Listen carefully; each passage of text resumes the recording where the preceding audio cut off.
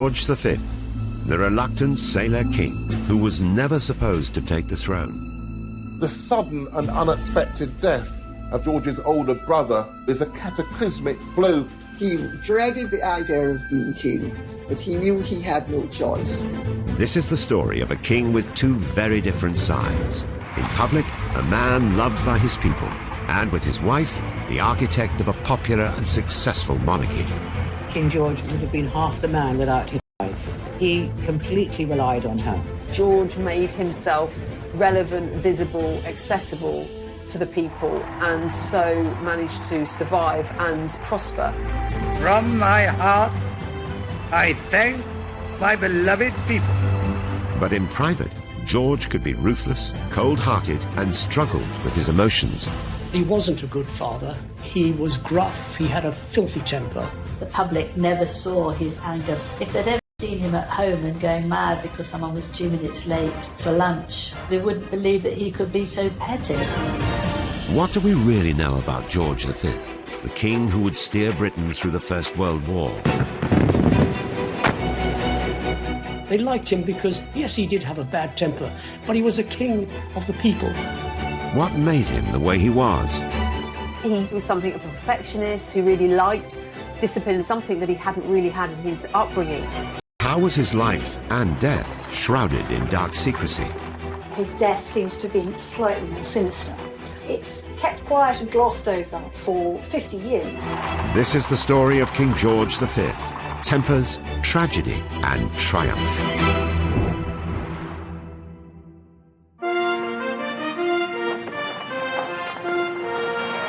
June 22nd, 1911. Britain has a new monarch for the second time in a decade. George V takes the crown when his father, King Edward VII, dies suddenly of a heart attack.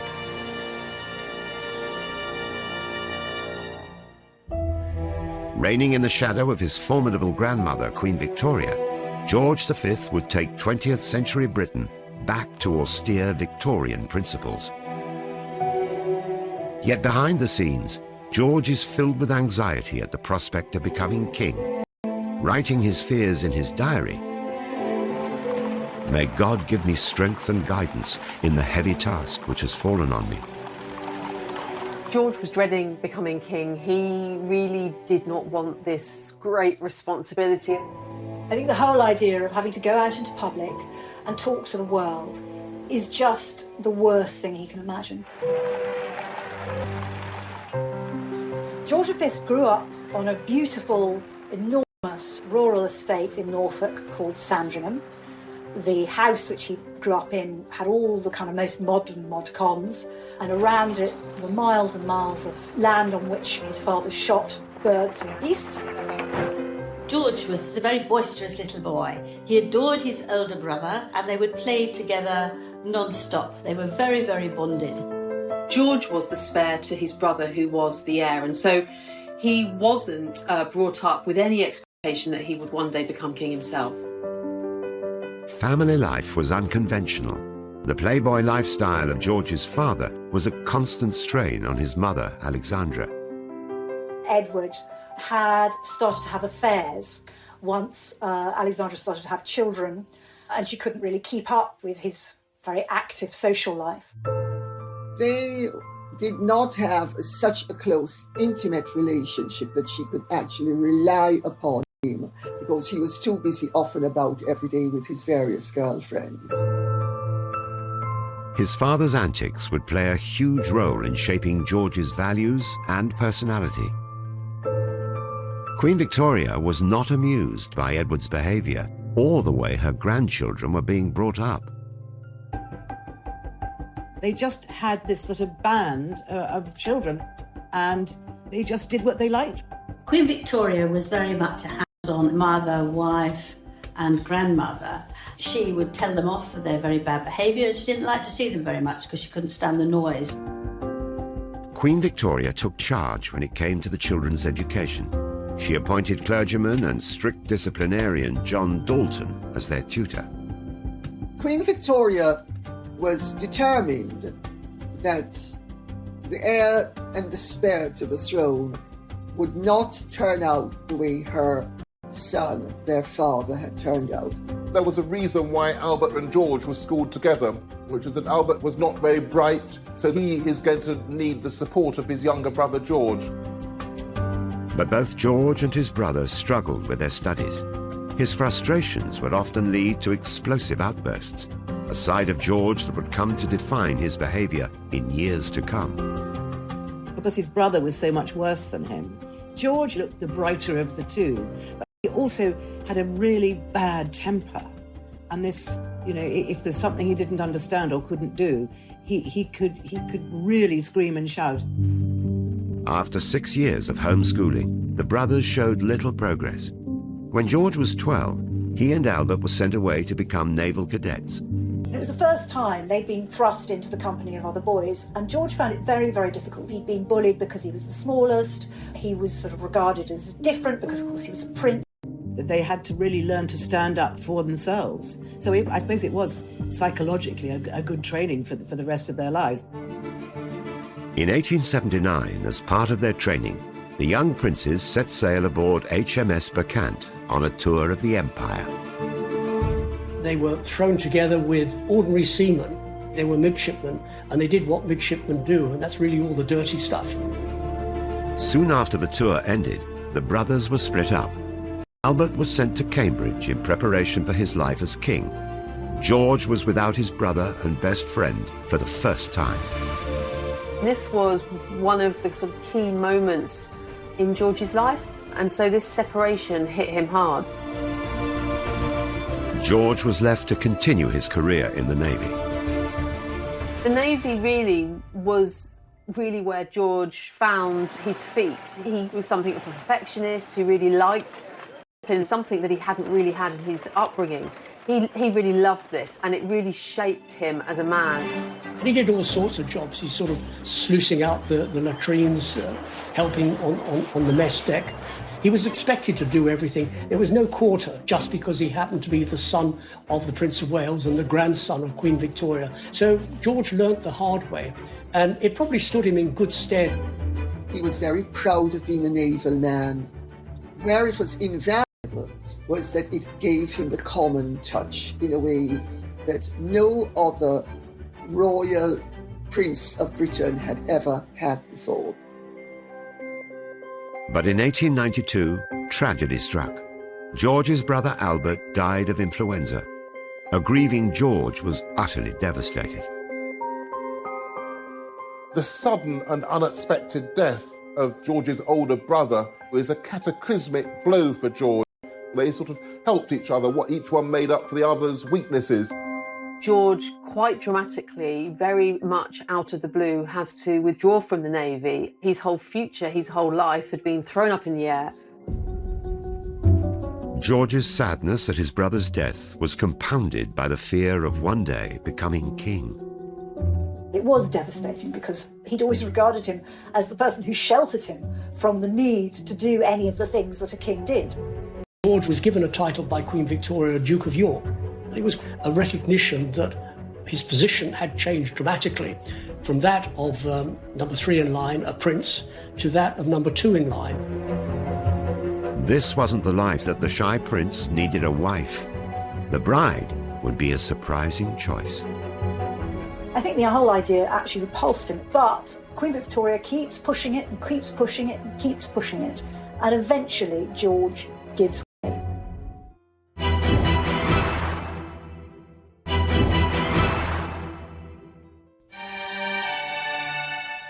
In 1892, as George was still coming to terms with the sudden death of his brother and the idea of one day becoming king, his grandmother, Queen Victoria, was busy finding him a wife. The next thing that happens is that Queen Victoria says, we have to get George married, and I have this perfect candidate. Queen Victoria had chosen Princess Mary of Teck to be Albert's bride and Britain's future queen. She had a fine sense of duty, and she had great reverence for the crown. In Queen Victoria's eyes, manna from heaven. Perhaps unsurprisingly, George wasn't sold on the idea of marrying his dead brother's fiancée. But Queen Victoria had made her decision and was not one to be disobeyed. I think the whole idea actually repulsed him, but Queen Victoria keeps pushing it and keeps pushing it and keeps pushing it, and eventually George gives way. He didn't really feel very strongly for her, but he did what his grandmother told him to do.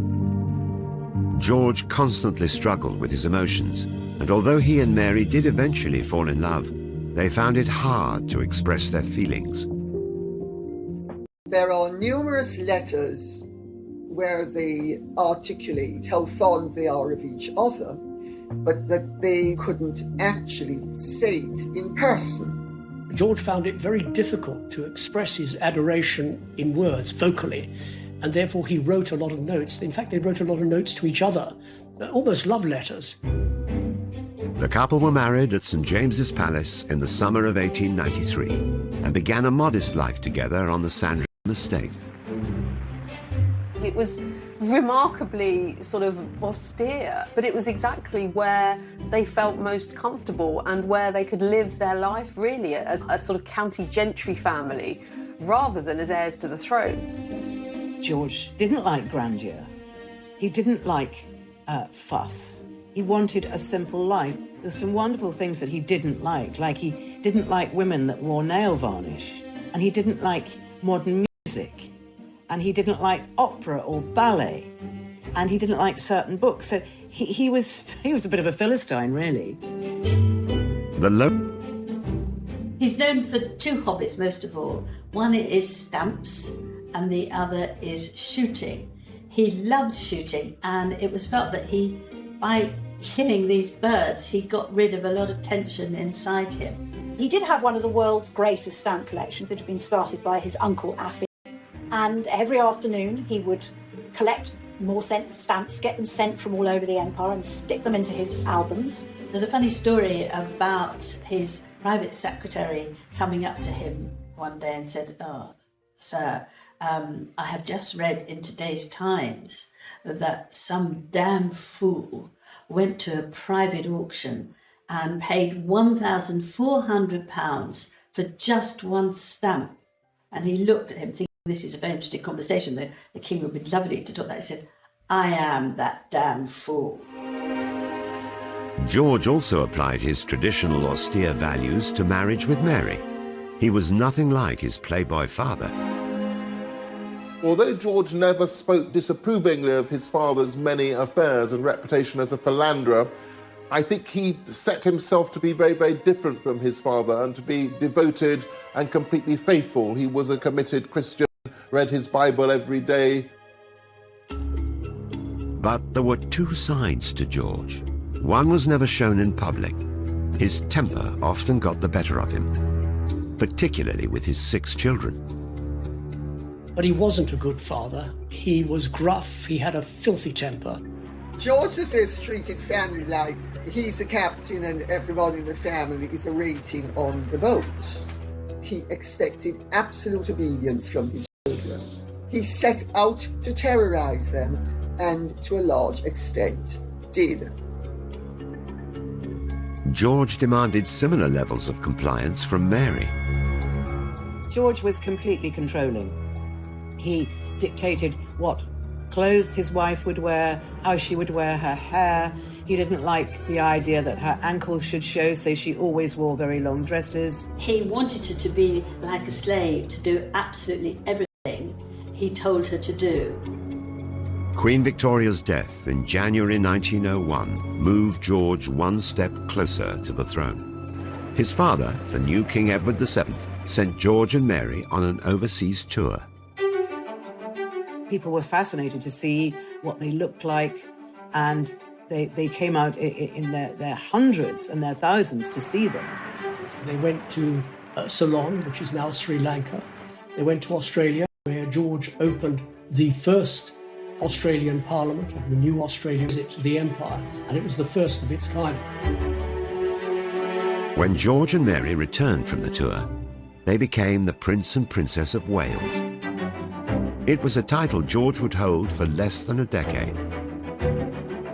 In May 1910, George, the introverted prince who hated public speaking, became king. I think being the king of the United Kingdom is an awesome and daunting thing. And he's very grief-stricken at his father's death. He's loved his father. His father always said, "Oh, I regard you as a brother." The day after his father died, he went to visit his father's privy councillors, who were sort of royal advisors. He said it was the worst ordeal he'd ever been through. A few months later, he has to address Parliament, and everybody can see the papers shaking in his hands. George had a strong sense of duty, but would rely heavily on Mary's constant support and advice. I think the whole country sort of knows that he's scared. He has learnt that duty is everything, and he does his duty, even though it means that he's waking up at 5 o'clock in the morning in a cold sweat and scribbling notes to himself. Mary adapted to the role of Queen absolutely perfectly, and she saw her role not as being mother to her children, but as being, in a way, a mother to her husband. At his coronation in 1911, George and Mary were presented to the world. For this anxious new king and his queen, it was a momentous occasion. It lasts hours and hours, heavy robes, you've got to get it right. You look at him in the pictures and he seems to wear the robes magnificently. But I think at the beginning of the reign, for somebody not particularly well educated, not particularly at ease in large gatherings, I think it was really daunting. There's a funny little poem by Max Beerbohm, a satirical writer of the time, talking about the coronation. He talks about the little king, because he was very short, with the crown practically falling over his head onto his nose, trying so hard, but just not really looking like he's probably up to the job.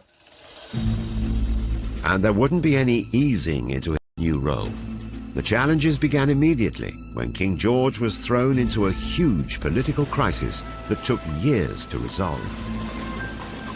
The situation when he became king was really difficult, and called on the king to intervene or at least engage with politics in a way that really he would have felt very uncomfortable with.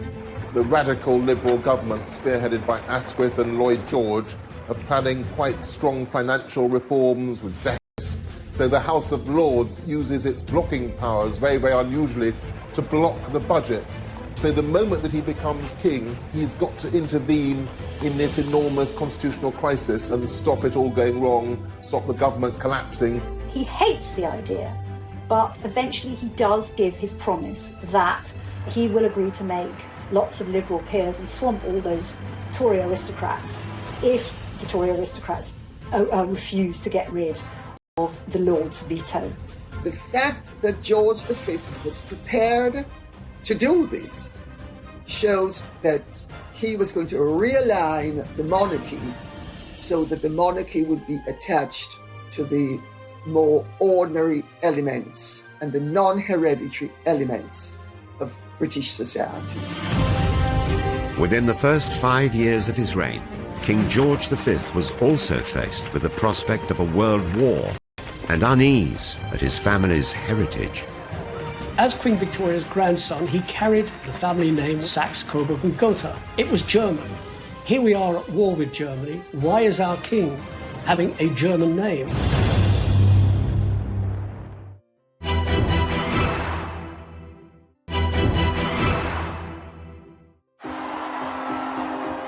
In 1914, King George faced the biggest challenge of his reign. On the 4th of August, Britain declared war with Germany. Could a shy, short-tempered, simple man really inspire and lead a nation through the horrors of the Great War? The First World War was a war that devastated Britain in the loss of thousands and thousands of lives. This was a crisis like no other. The human cost, the economic cost, the devastation. The war gave George a real sense of purpose. He made more than 450 visits to his troops scattered, across Europe. That gave him a direction. He wasn't just standing there making a boring speech, and he was actually there to help people. And I think that gave him the courage to do all the things that he wouldn't normally have liked doing. And it was really the making of him. But behind the scenes, He endured a constant battle with his own emotions and personality. So if the king was cantankerous before the war, I think the war and the enormous strain must have frayed his temper and made it harder to relate to the children. I think it's fair to say that he was a lot more petulant. Also, he decided to give up all sorts of things for the war effort. You know, he agreed with Lloyd George to give up drinking, and it just made him very, very bad-tempered. And there were hugely serious issues which emerged on the home front for the king and his family. Those that were left at home being shot to pieces, while there are people with German names living the life of Riley. And they wouldn't stand for it. And so people with German names, with German connection, were attacked, and were attacked mercilessly. With a German heritage dating back to 1714 and relatives dotted all over Europe, the king's allegiance to Britain was soon brought into question. A lot of rumours started to go around that they were really pro-German and they were secretly passing information to them. This is completely untrue. George was told he had to withdraw all the titles his family and he himself had given to his German relatives. So that was all very awkward. Across Europe, relatives of King George V were thrown off their thrones, and the future of the British crown was headed towards crisis. The story is that he was at a dinner party at the palace one night, and a woman happened to let slip that in some quarters it was thought that the royal family wasn't quite as loyal to the British. George went absolutely white. He started to think, to ask himself what they could do to fix this. As Queen Victoria's grandson, he carried the family name, Saxe, Coburg and Gotha. It was German. Here we are at war with Germany. Why is our king having a German name? Lord Stamfordham, his private secretary, said, "Sir, you've really got to change the name." The king took drastic and decisive action. He changed the family surname from Saxe, Coburg, Gotha, and a new dynasty was officially born. There was lots of thought given as to what name they should take. Should it be Tudor Stuart? And they came up with the brilliant idea of the House of Windsor. This, of course, had been, as it were, the home of the British monarchs since William the Conqueror. So it was a brilliant piece of image-making and rebranding of the monarchy. It was an instant success, but the king's relationship with the public throughout war-torn Britain needed nurturing. For a man who privately struggled to connect with his own family, greeting strangers was a challenge. George found public appearances genuinely anxious-making. He really, really didn't like them. He really wanted to be hiding away with his stamp collection. And there's something almost sort of heroic about this little man just keeping going. Queen Mary continued to provide unwavering support. George showed her state papers, official papers, which no sovereign really should do, but he sought Mary's wise counsel, and Mary had her head screwed on the right way. She was very discreet, her judgment was good, and he trusted Mary, and Mary trusted him. The secret to the king's positive public image was largely down to his wife. George may have been forced. And Queen Mary were one of the first power couples. They would go to hospitals, they would go anywhere and talk to people. And I think it's one of these women guile things that your husband doesn't really notice, but you are changing him because you're there and you're doing things together, rather than leaving him on his own and being left behind. It did soften them up. I think he couldn't have done it on his own. In that very odd royal life, I think you need a helpmeet. So Victoria had her Albert, George had his May. They were a fantastic couple together, and I think they strengthened each other. Yet there are further examples of George's apparent lack of emotion which were hidden from the British people. During the war, one of his sons, 11-year-old Prince John, was moved from his home and effectively vanished from the public eye. From the age of 4, John had suffered from epilepsy. They actually sent him to live at Wood Farm on the Sandringham estate. They never knew when he was going to have the fits, and in those days it was really people with any kind of sort of disability were shut away. But I think by today's standard it was horribly cruel. He might have been autistic. It does seem to be the case that the family rather hid John. He's not in any of George's official biographies. The king's treatment of his youngest son was perhaps influenced by his own absent father, and he was heavily criticized by Edward, his eldest, in letters. The poor boy had become more of an animal than anything else. Prince John's life was a mystery for many years. Decades later, his story was revealed in the critically acclaimed BBC drama, The Lost Prince. We had been playing with foreigners. I told you not to do that! Never! Prince John later died of an epileptic seizure. I think Mary was very upset when he died. Both parents had a deep feeling for him. They just didn't know what to do with him. And they were both kind of very bad at showing emotion. By 1917, the popularity of the crown was soaring, but King George's heritage came back to haunt him in the form of his cousin, Tsar Nicholas II of Russia. George would have said that one of his closest friends was his first cousin, Tsar Nicholas II of Russia. And as kids, they had met on family holidays in Denmark. They were very similar. They were very shy. Neither of them really wanted to be monarchs. In the Russian February Revolution of 1917, Tsar Nicholas was forced off his palace walls. This invitation sparked a worry. For some extraordinary reason, George decided it would be a really, really bad idea if they were given asylum. And he felt that their presence in this country would provoke a possible revolution. The government didn't think that. They were quite happy to send a warship and collect them. The offer of asylum was withdrawn, and King George seemed to be at the heart of the controversial decision. George agreed that Nicholas and Alexandra could not come to the United Kingdom, and it was up to Stamfordham to tell the government that the king was not happy for it to happen. The king's decision may have been a reaction from his difficult childhood.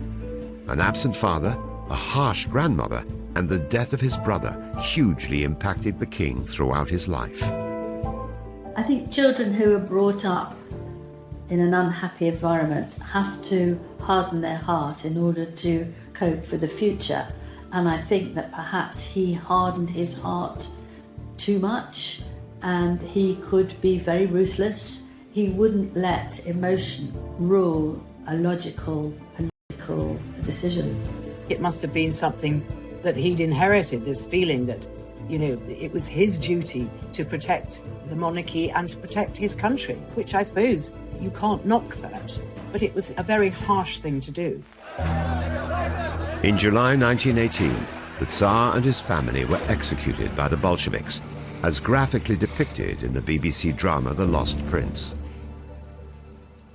Somewhere in the farmhouse, they were grouped together, and they were all shot. Решением Совета народных комиссаров мы приговорили...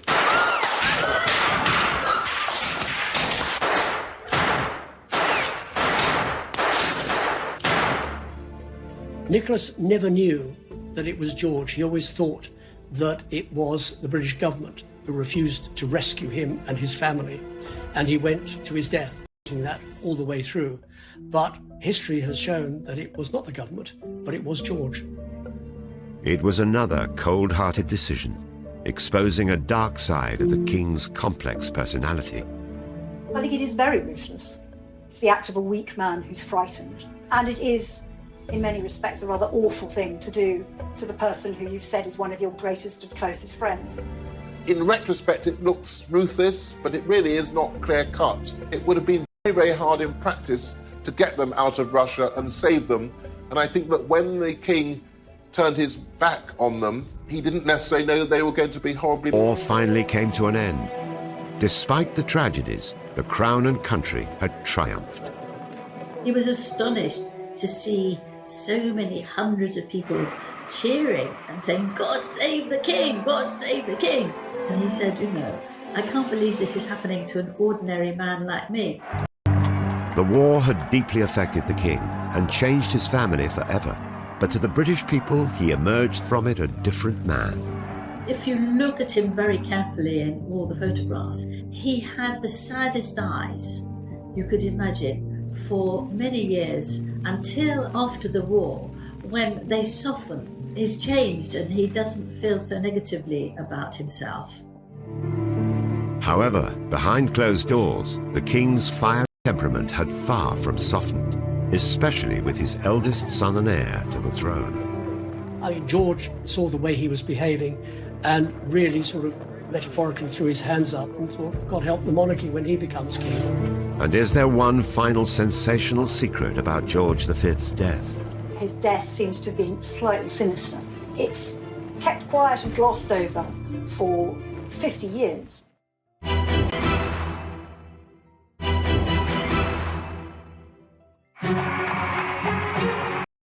King George V had emerged more popular than ever from the Great Wall, and together with Queen Mary had redefined the monarchy for a modern age. However, the post-war years were equally challenging for George. To keep himself relevant, he'd have to embrace the ever-changing face of Britain. We had the general strike in 1926 when tens of thousands went out on strike because they were paid a pittance. And it was then that George sort of said, a peer of the realm who talked about these people being revolutionaries, George said, they're not revolutionaries. He became more sympathetic and even empathetic to working people. And I think that was partly his own experiences of the war, but I think it was also very much the actions and the beliefs of Mary, who had this real keen sense of social justice. George V seemed to try to put Britain before everything else in his life. Really went outside his comfort zone and his natural instincts and actually accepted change and perhaps even embraced it. This willingness to move with the times meant King George's public image was at an all-time high. But in private, it was a very different story. George's behaviour towards his children arguably had a profound effect, especially when it came to his son and heir, Prince Edward, often known as David. He didn't like the way he dressed. He thought he was far too cosmopolitan. He thought he had an inkling for the good life. And he criticised him at every possible opportunity. He complains endlessly about his dad. I mean, he's furious with him. He complains that he's a tyrant, that his rages are endless and unfair. And he also, I think, he resents him terribly for having been, rude and bullying to his mother as well. There was no love lost in this turbulent father-son relationship. Tensions had been brewing since childhood and were close to boiling point. I think that David feels resentful about how he'd been treated as a younger man. The tension grows and the void becomes a chasm. Prince Edward's lifestyle could be seen as a direct rebellion against his father, and it infuriated George, especially his relationships, evoking memories of George's own father's illicit affairs. He was hopping in and out of bed with them, much to his father's disgust. I mean, George looked at David and really sort of metaphorically threw his hands up and thought, God help the monarchy when he becomes king. And when Wallis Simpson emerged onto the scene, the relationship between George and Edward, who was known as David by his father, was damaged beyond repair. But David really didn't care. A reception at Buckingham Palace held by the King and Queen, at which David was supposed to be there, and David asked his parents if he could invite Wallis, and the King said no, she cannot come to Buckingham Palace. And during the course of the party, Wallis turned up, and father went apoplectic. The King's endless worries about his son couldn't have come at a worse time. Little did the public know that in private, he was suffering mentally and physically. He was a smoker and he suffered a bout of severe bronchitis and really did become very visibly ill, and his lungs really never recovered. It definitely made him sort of grumpier and more petulant. However, there was one Windsor who managed to escape the King's wrath and brought out the best in him, his granddaughter, Elizabeth. George V adored his granddaughter, Lilibet. He could see no wrong. She called him Grandpa England. He was this gruff man, this man who castigated his own children from one end of their life to the other end. And yet, in her company, he melted. In 1932, King George started a tradition that would one day be carried on by his beloved granddaughter. The BBC contacted the palace with an innovative idea. one that would bring the crown closer to its people than ever before. A Christmas message on wireless to the Empire. It was quite a performance. It was live. It was done from his study at Sandringham. It was an extraordinary feat of engineering. The King read out a speech written by Rudyard Kipling to an audience of around 20 million people. I speak now from my home and from my heart to you all. To men and women so cut off by the snows, the desert, or the sea, that only voices out of the air can reach them. People really, really like it. It's a huge success. So it begins the tradition whereby the monarch of the day makes an address on Christmas Day. In 1935, George's devotion and duty to his people was celebrated on the streets for the King's Silver Jubilee. How could I fail to be most deeply moved? Words cannot express my thoughts and feelings. I can only say to you, my very dear people, that the Queen and I thank you from the depth of our hearts. And it really is a zenith for him. He says at the end of that particular day, maybe they like me for myself. George actually, at the essence, was actually quite a modest, humble and simple man. He was doing his duty just as he'd done in the Navy. So I think he was a bit surprised to see how much he was genuinely loved. At the start of the following year, the King's health was rapidly declining. His life was placed in the hands of his doctor, Lord Dawson. He fell ill with a cold, and after 5 days, he was still bedridden. And he was obviously going. The King died, aged 70. But for many years, what happened? It's kept quiet and glossed over for 50 years. In 1986, Lord Dawson's diary was released from the Royal Archives, and a sensational secret was finally revealed.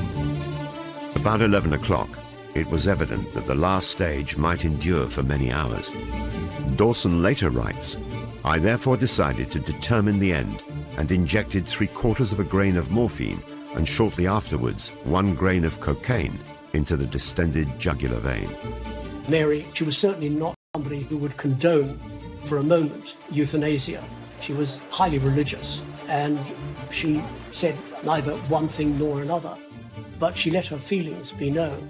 They also manipulated it so that he would die just before midnight, so that his death would make the front page of the Times the following day, and that was the King's favourite newspaper. The King was dead, a king who had led 2 very different lives. And the actions of Dawson that night have divided opinion. There's been this argument about whether it was murder, whether it was euthanasia. If you look at it objectively, it's a huge decision to make, to kill a king without absolute authority. It's a very, very dark but interesting mystery. People were saying, well, in effect, he murdered the king. You know, this is a very controversial subject these days. But then I think that the medical team certainly had more power than they would have today. Was it the right thing to do? It is not for us to judge. But would the king have survived? The answer is probably not. Would he have suffered? Undoubtedly, yes. King George V was a monarch like no other, a king who kept his emotions secret, his true self hidden. The public never saw his anger. If they'd ever seen him at home and going mad because someone was 2 minutes late for lunch, they wouldn't believe that he could be so petty. But it just shows you that we're all a very peculiar combination. Much of the behind-the-scenes George V has only emerged in biographies after his death. So he might have had a fairly perfect image when he died, but the reality was not quite that. Despite his problems and his private tragedies, the public reign of King George V was a triumph. He strengthened the crown at a time when other monarchies were crumbling. and brought stability to Britain. He was a king who seemed to put Britain and his sense of duty before his family and even before his own happiness. And so managed to survive and prosper. So he gave the family a name, and he gave the family continuity, and he gave the family respect. Respect that it has earned out in the great wide world.